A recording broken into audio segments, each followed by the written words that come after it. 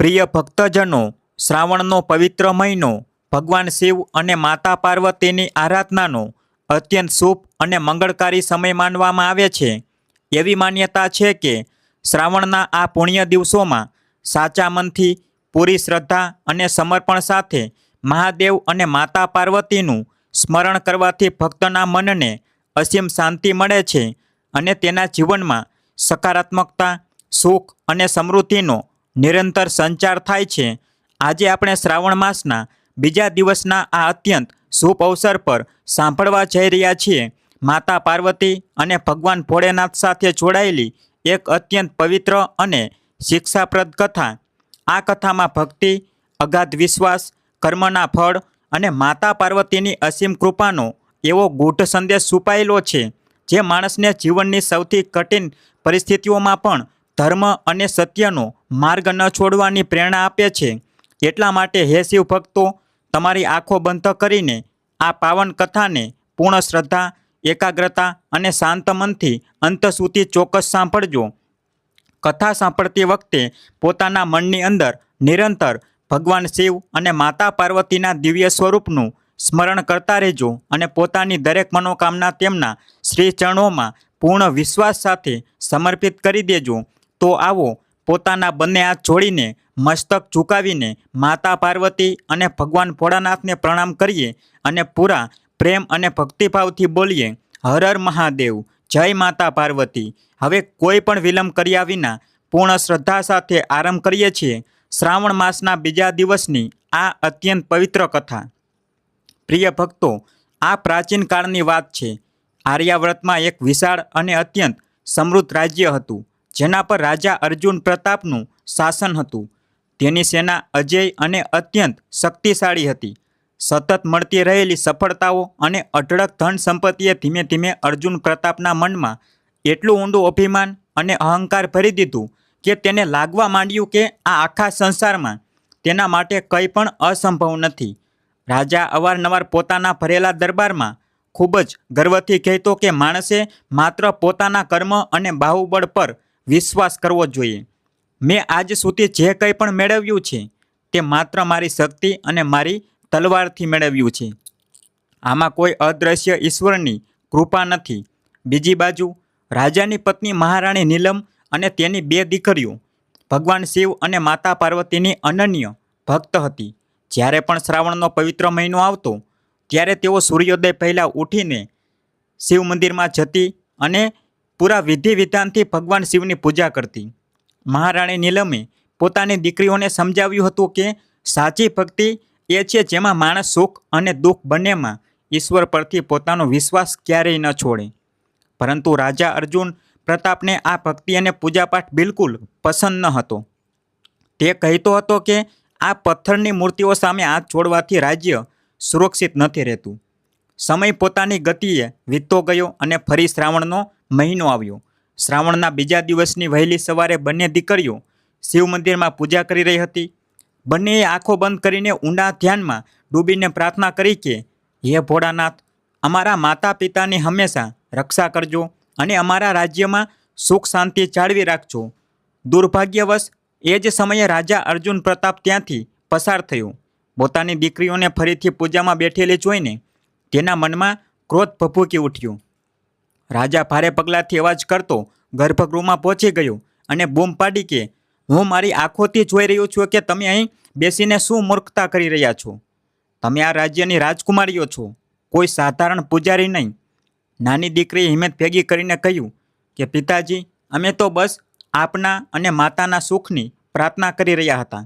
આ સાંભળીને પણ રાજાનો ક્રોધ શાંત ન થયો. રાજાની ક્રોધિત દ્રષ્ટિ પૂજાની થાળી પર પડી. પોતાના અંધ અહંકારમાં તેણે આગળ વધીને પૂજાની એ પવિત્ર થાળીને જોરથી ઠોકર મારી દીધી. બધી પૂજાની સામગ્રી જમીન પર વિખેરાઈ ગઈ.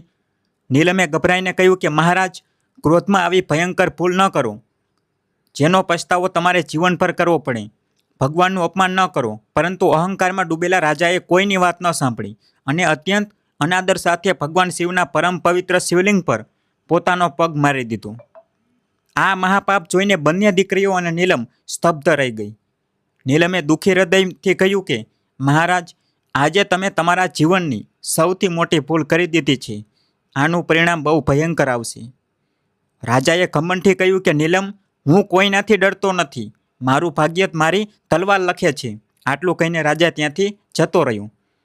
આટલું ભયંકર અપમાન સહન કર્યા પછી પણ એ બંને દીકરીઓ રડતી રડતી શિવલિંગ પાસે બેસી ગઈ અને પોતાના પિતાના કલ્યાણ માટે જ પ્રાર્થના કરવા લાગી કે હે ભોળાનાથ, અમારા પિતા અજ્ઞાની છે, એમને માફ કરી દેજો.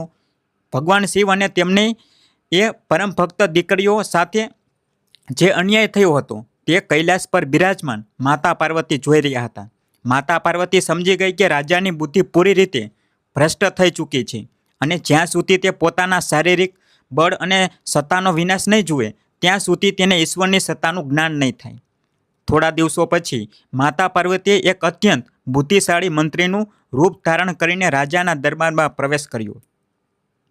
પોતાની કૂટનીતિ અને તેજ બુદ્ધિથી તેમણે બહુ જલ્દી રાજાનો પૂરો વિશ્વાસ જીતી લીધો. રાજાનો અહંકાર દિવસે ને દિવસે વધતો જતો હતો.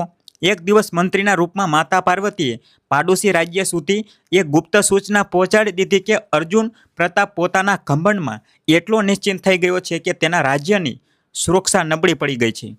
આ તકનો લાભ ઉઠાવીને પાડોશી રાજાએ પોતાની વિશાળ સેના સાથે અચાનક આક્રમણ કરી દીધું. અર્જુન પ્રતાપને આ ભયંકર ષડયંત્રની જરા પણ ભનક ન હતી. રાતોરાત શત્રુ સેનાએ રાજ્યને ઘેરી લીધું. સવાર પડતા જ ભયંકર યુદ્ધ શરૂ થઈ ગયું. અર્જુન પ્રતાપની સેના આ અચાનક થયેલા હુમલા સામે ટકી શકી નહીં અને પત્તાના મહેલની જેમ વિખેરાઈ ગઈ. જે રાજાને પોતાની ભુજાઓ પર આટલો ઘમંડ હતો, આજે પહેલીવાર તેની તલવાર નબળી પડી રહી હતી. જોતજોતામાં શત્રુ સૈનિકો મહેલના દરવાજાઓ તોડીને અંદર પ્રવેશી ગયા.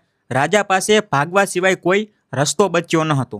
રાતોરાત તે પોતાની શાનદાર રાજધાની છોડીને જંગલ તરફ ભાગ્યું. આ ભાગદોડમાં તેની પત્ની નીલમ અને બંને દીકરીઓ તેનાથી અલગ થઈ ગઈ. રાતનું ગાઢ અંધારું છવાતા સુધીમાં રાજા એકલો ભૂખ્યો અને તરસ્યો જંગલમાં ભટકી રહ્યો હતો. તેના રાજથી વસ્ત્રો ફાટી ગયા હતા અને તે બિલકુલ ભિખારી જેવો બની ગયો હતો. જે ચક્રવર્તી રાજાને પોતાના ધન અને શક્તિ પર એટલું ભારે અભિમાન હતું કે આજે તેની પાસે પીવા માટે પાણીનું એક ટીપું પણ ન હતું. ત્યારે જ તેને શિવ મંદિરની એક ઘટના યાદ આવી. તેને નીલમના શબ્દો યાદ આવ્યા કે ક્રોધમાં આવી ભૂલ ન કરો જેનો પસ્તાવો કરવો પડે. તેને દીકરીઓના એ આંસુ યાદ આવ્યા, પરંતુ હજુ પણ તેનો અહંકાર પૂરી રીતે તૂટ્યો ન હતો. તેણે પોતાની જાતને સમજાવ્યું કે આ તો માત્ર યુદ્ધની એક હાર છે. હું ફરી સેના તૈયાર કરી લઈશ અને રાજ્ય પાછું મેળવીશ. ભૂખ અને તરસથી તડપતો રાજા જંગલમાં ભટકતો રહ્યો. કેટલાક દિવસો પસાર થઈ ગયા. તેને પોતાની પત્ની અને દીકરીઓની બહુ યાદ આવતી હતી. એક દિવસ જંગલમાં ભટકતા ભટકતા આસમાનમાં ઘાટા વાદળો છવાઈ ગયા અને જોરદાર વરસાદ શરૂ થઈ ગયો. વરસાદથી બચવા રાજા એક ઝાડ નીચે ઊભો રહ્યો. વીજળીના ચમકારામાં તેની નજર થોડે દૂર આવેલા એક પ્રાચીન નાના પ્રાકૃતિક શિવલિંગ પર પડી, જેના પર વરસાદનું પાણી પડી રહ્યું હતું. આ શિવલિંગ જોતા જ રાજાનું હૃદય જોરથી ધડકવા લાગ્યું. તેને યાદ આવ્યું કે કેવી રીતે તેણે પોતાના અહંકારમાં શિવલિંગ પર પગ માર્યો હતો. આજે તેની અંદર ના કોઈ ક્રોધ હતો, ના સત્તાનો નશો. તે ધીમે ધીમે ઘૂંટણીએ પડીને એ શિવલિંગની સામે બેસી ગયું. તેની આંખોમાંથી આંસુનો બંધ તૂટી પડ્યો અને તે રડતા રડતા બોલ્યો કે હે મહાદેવ, જો ખરેખર મારું પાપ આટલું મોટું હતું તો મને દંડ આપો, પણ કૃપા કરીને મારી નિર્દોષ પત્ની અને દીકરીઓને સુરક્ષિત રાખજો. આટલું કહેતા જંગલમાં એક અત્યંત તેજ અને અલૌકિક દિવ્ય પ્રકાશ ઉત્પન્ન થયો. રાજા સ્તબ્ધ થઈને જોતો રહ્યો. શિવલિંગ પર આકાશમાંથી વરસાદનું જળ પડીને તેનો અભિષેક કરી રહ્યું હતું. રાજાનો અહંકાર પૂરી રીતે પીગળી ચૂક્યો હતો. તેણે દીનભાવથી માફી માંગી અને પત્ની તથા દીકરીઓની સુરક્ષા માટે પ્રાર્થના કરી. બીજી તરફ નીલમ અને દીકરીઓ પણ જંગલમાં ભૂખી તરસી ભટકી રહી હતી, પણ તેમણે ભગવાન પરથી વિશ્વાસ નહોતો ગુમાવ્યો. એક દિવસ રાજાને જંગલમાં પોતાના રાજ્યનો એક ઘાયલ સૈનિક મળ્યો. સૈનિકે જણાવ્યું કે મહારાણી અને રાજકુમારીઓ સુરક્ષિત રીતે ભાગી ગયા હતા અને શત્રુના હાથમાં નથી આવ્યા. આ સાંભળીને રાજાના મોંમાંથી અનાયાસ નીકળી પડ્યું કે હે ભગવાન, તમારો કોટી કોટી આભાર. જે રાજા ક્યારેય ઈશ્વરને નહોતો માનતો, આજે તેના મોંમાંથી ભગવાન માટે આભાર નીકળ્યો હતો. રાજા હવે માત્ર પોતાના પરિવારને શોધવા માંગતો હતો. ચાલતા ચાલતા સાંજ પડી ગઈ. અચાનક તેને દૂરથી મધુર ઘંટડીનો અવાજ સંભળાવા લાગ્યો. તે અવાજની દિશામાં આગળ વધ્યો તો તેને ઝાડની વચ્ચે એ જ અલૌકિક દિવ્ય પ્રકાશ દેખાયો. પ્રકાશની વચ્ચે તેને એ જ બુદ્ધિશાળી મંત્રી ઊભેલો દેખાયો. રાજાએ પૂછ્યું કે મંત્રીજી, તમે અહીં કેવી રીતે? આપણું રાજ્ય છીનવાઈ ગયું અને તમે ગાયબ થઈ ગયા હતા. મંત્રીના રૂપમાં માતા પાર્વતીએ અત્યંત ગંભીરતાથી કહ્યું કે મહારાજ, માણસ પોતાના અહંકારમાં જે બીજ વાવે છે, પ્રકૃતિ બસ સમય આવવા પર તેનું ફળ આપે છે. જ્યારે તમે તમારી દીકરીઓની પવિત્ર શ્રદ્ધાને ઠોકર મારી હતી, ત્યારે તેમના હૃદયને કેટલું દુઃખ થયું હશે. રાજા સ્તબ્ધ રહી ગયો. તેણે પૂછ્યું કે તમને એક ગુપ્ત ઘટના વિશે કેવી રીતે ખબર? ત્યારે જ એ મંત્રીનું રૂપ દિવ્ય પ્રકાશમાં વિલીન થવા લાગ્યું અને તેની જગ્યાએ અષ્ટભુજાધારી સિંહ પર સવાર સંપૂર્ણ જગતની માતા પાર્વતીનું અત્યંત દિવ્ય સ્વરૂપ પ્રગટ થઈ ગયું. સાક્ષાત માતા પાર્વતીને જોઈને રાજાનું શરીર ધ્રુજી ઉઠ્યું. તે તરત ઘૂંટણીએ પડી ગયો. માતા પાર્વતીએ કહ્યું કે અર્જુન પ્રતાપ, તે દિવસે તે માત્ર શિવલિંગનું જ નહીં અપમાન નહોતું કર્યું, તે એ માસૂમ દીકરીઓની શ્રદ્ધાને પણ ઠોકર મારી હતી, જે તારા લાંબા આયુષ્ય માટે પ્રાર્થના કરી રહી હતી. તને તારા બાહુબળ પર એટલો બધો ઘમંડ હતો કે તું તારી જાતને ઈશ્વરથી પણ મોટો સમજવા લાગ્યો હતો. એટલા માટે તારી આંખો ખોલવી જરૂરી હતી.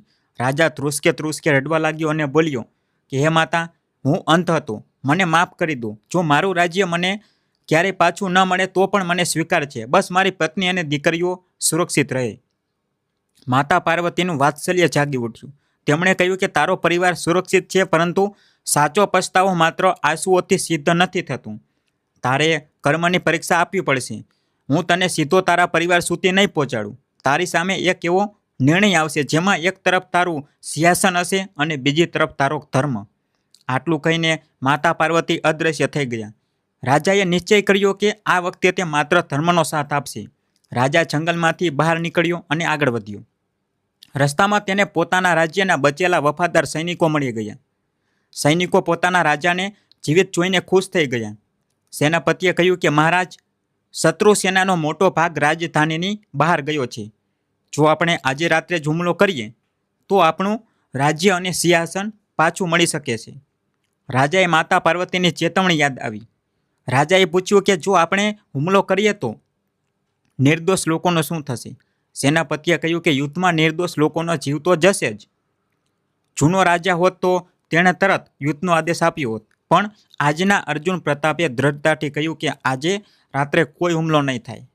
જો મારું સિંહાસન પાછું મેળવવા નિર્દોષ પ્રજાના ઘર સળગે તો એવું લોહીથી ખરડાયેલું સિંહાસન મને સ્વીકાર્ય નથી. સૌથી પહેલાં લોકોને સુરક્ષિત કાઢવામાં આવશે. રાજાનો આ નિસ્વાર્થ નિર્ણય સાંભળીને અદ્રશ્ય રૂપે ઉભેલા માતા પાર્વતી પ્રસન્ન થયા. બીજી સવારે રાજાને ખબર પડી કે તેની પત્ની અને દીકરીઓ જે જંગલમાં છુપાયેલી હતી ત્યાં શત્રુ સૈનિકો હુમલો કરવા જઈ રહ્યા છે.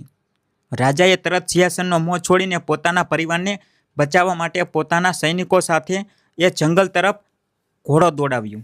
સમયસર પહોંચીને રાજાએ શત્રુઓને હરાવીને પોતાના પરિવારને બચાવી લીધો.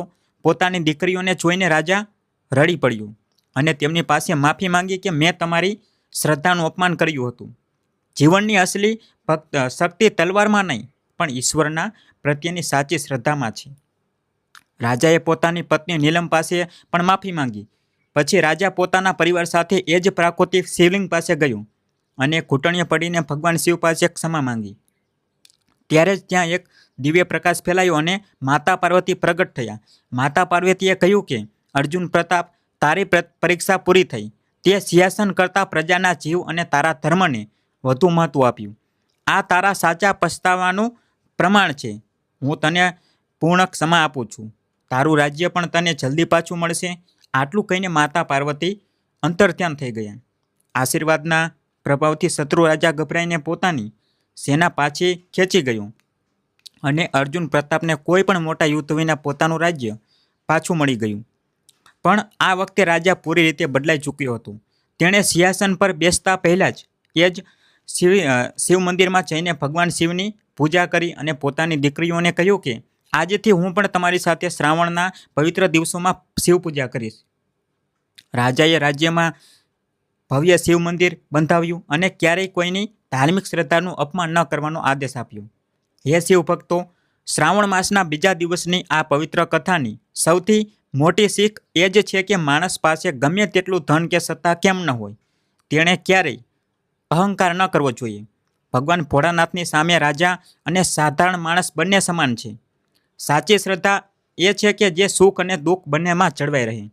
એવી માન્યતા છે કે શ્રાવણ માસના આ બીજા દિવસે જે પણ શિવ ભક્ત પૂર્ણ શ્રદ્ધા અને એકાગ્ર મનથી ભગવાન ભોળાનાથની અને માતા પાર્વતીનું સ્મરણ કરે છે અને આ પાવન કથાને સાચા મનથી સાંભળે છે, તેના મનમાં ભક્તિ અને સદબુદ્ધિનો અનંત પ્રકાશ વધે છે.